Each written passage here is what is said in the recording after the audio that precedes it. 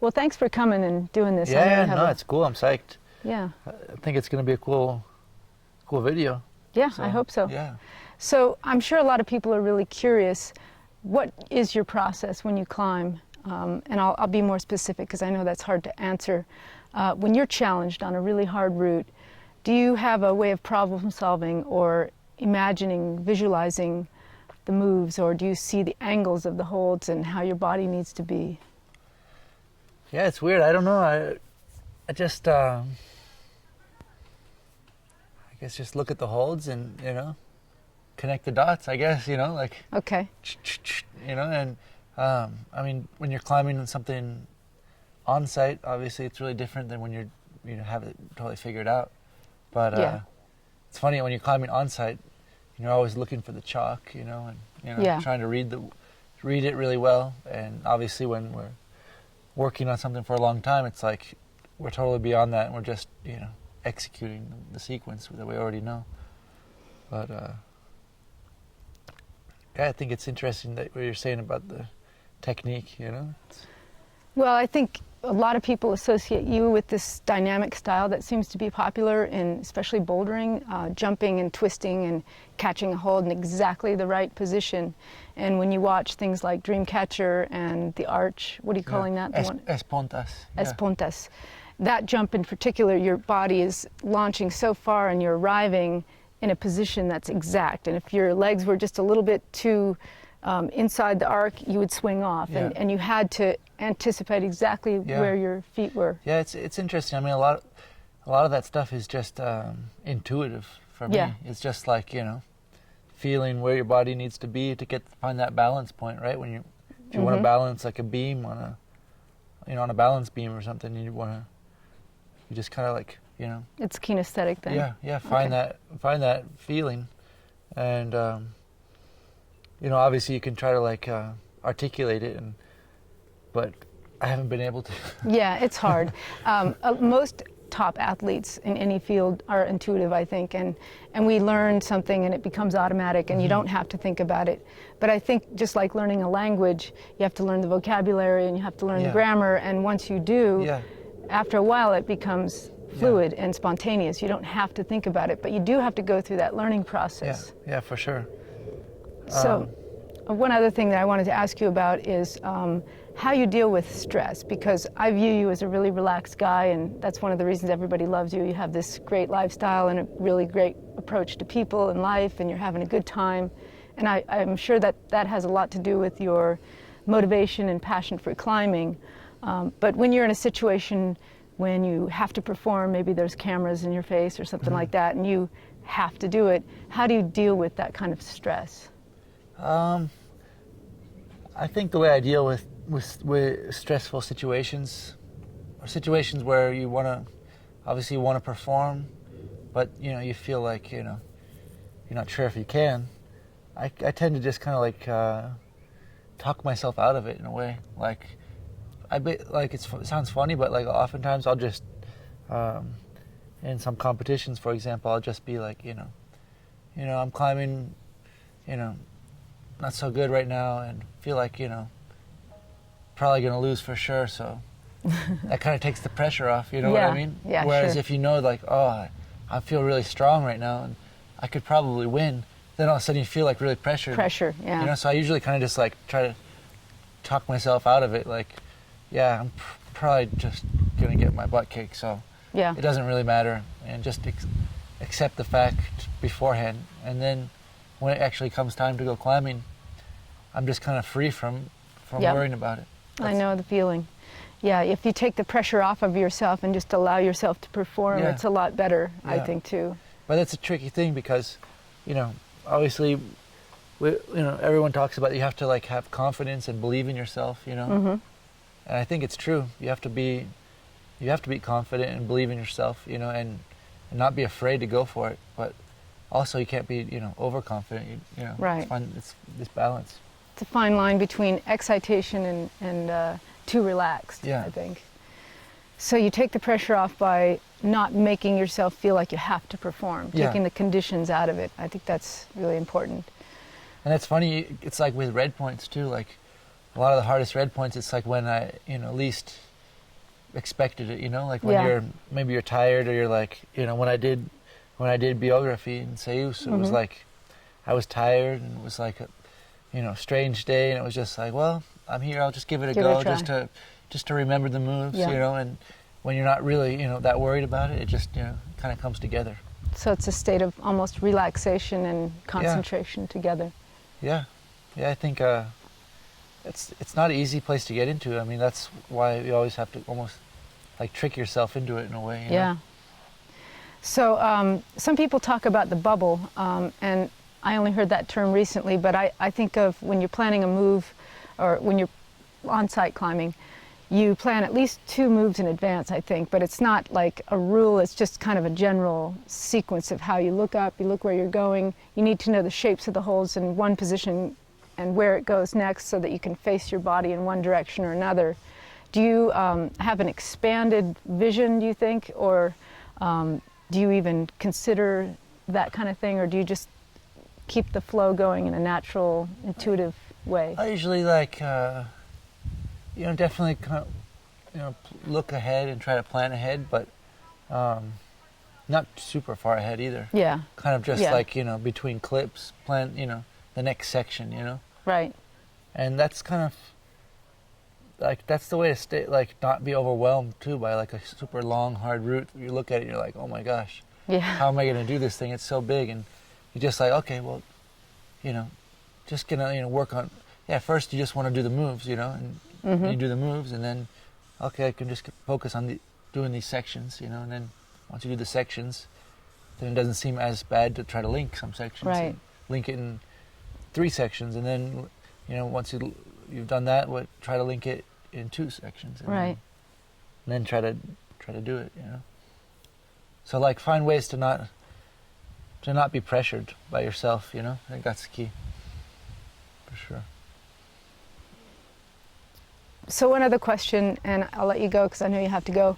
I visualize sometimes, but I don't get full pictures of you know, a particular crux move, but I might feel my hips shifting, or I might remember exactly how I have to hold the hold, and then like a little intermediate thing that I do so that I can reach the next one. Do you practice any kind of visualization before you try a hard route?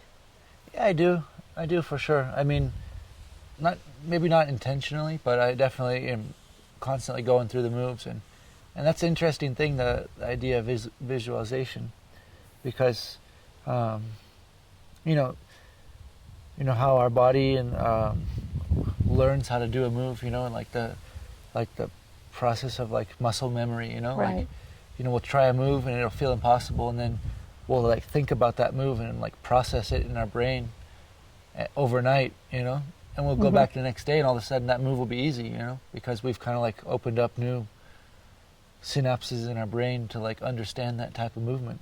Absolutely. And so I think definitely in that sense, like thinking about a route and visualizing it, like beyond just like remembering the movement, and you know, it's like it really is like it ingrains inside yourself.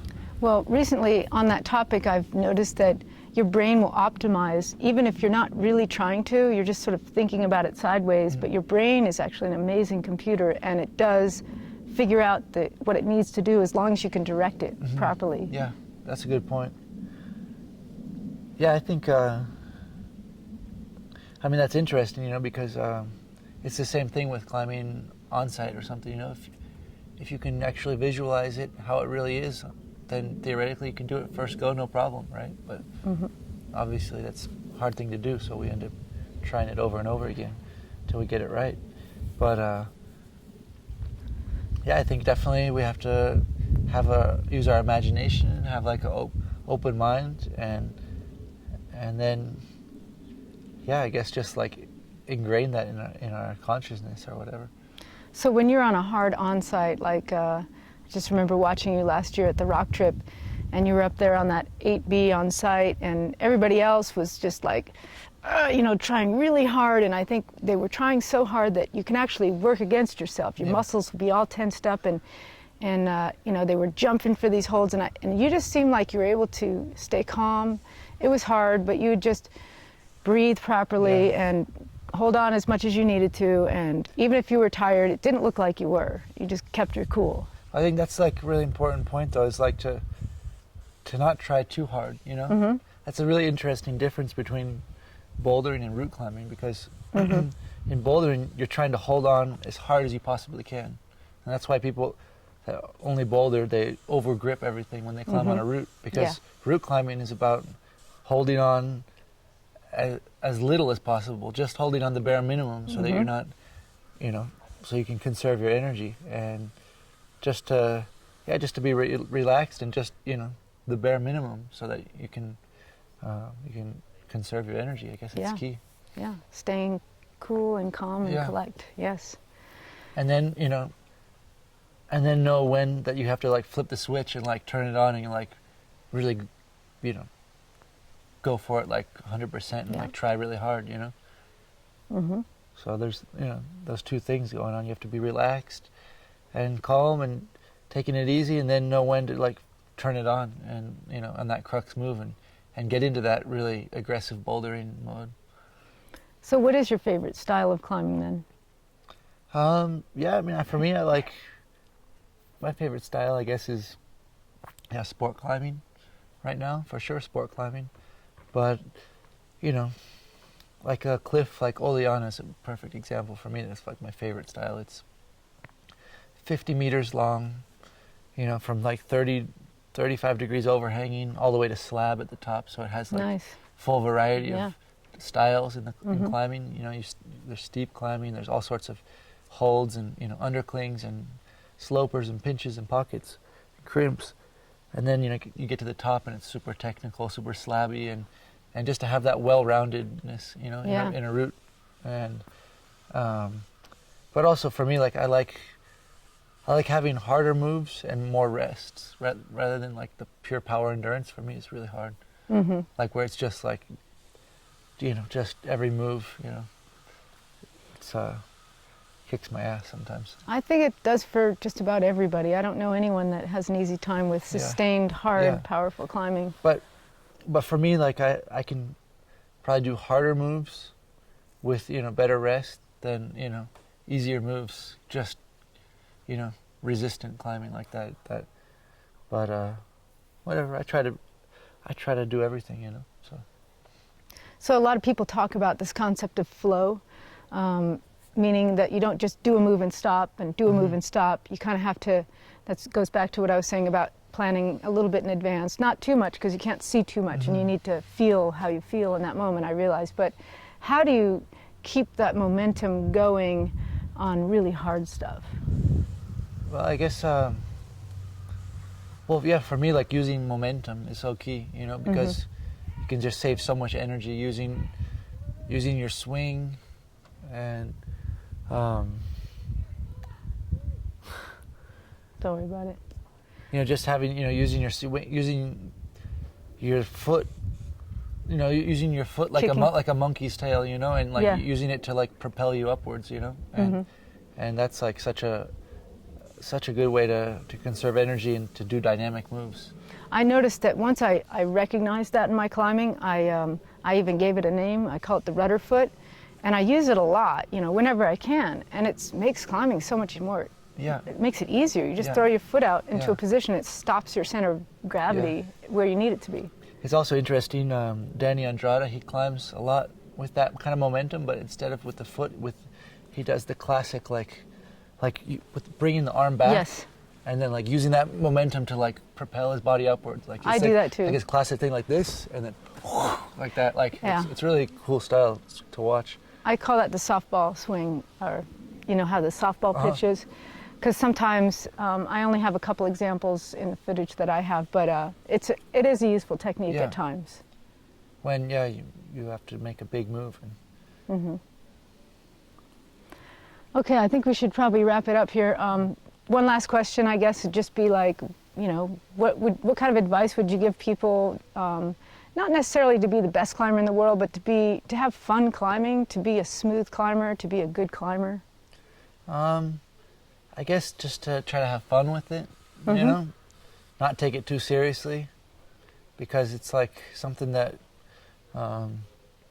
we want to do like our whole life, I guess. And I think, you know, I've seen people, we've all seen people that like have like overpressured themselves. Absolutely. And like, you know, burn out, you know, and climbing's like part of our life, and like we go through, you know, moments when we're more psyched and less psyched, and that's really natural, you know, and so not to be frustrated if we don't have some motivation sometimes, you know, it's a normal thing, and not to beat yourself up or force yourself to go because, you know, someone's telling you that you need to go. It's just, you know, it should come from inside yourself because you enjoy it, so that it's always a, you know, a positive experience. And I mean, I've gone large chunks of time without climbing because I didn't really have the desire, but because I never really forced myself to do it, it's like when it, you know, the motivation came back on its own, and it's like that, you know, rediscovering climbing and again, you know, for yourself and how much you love it, and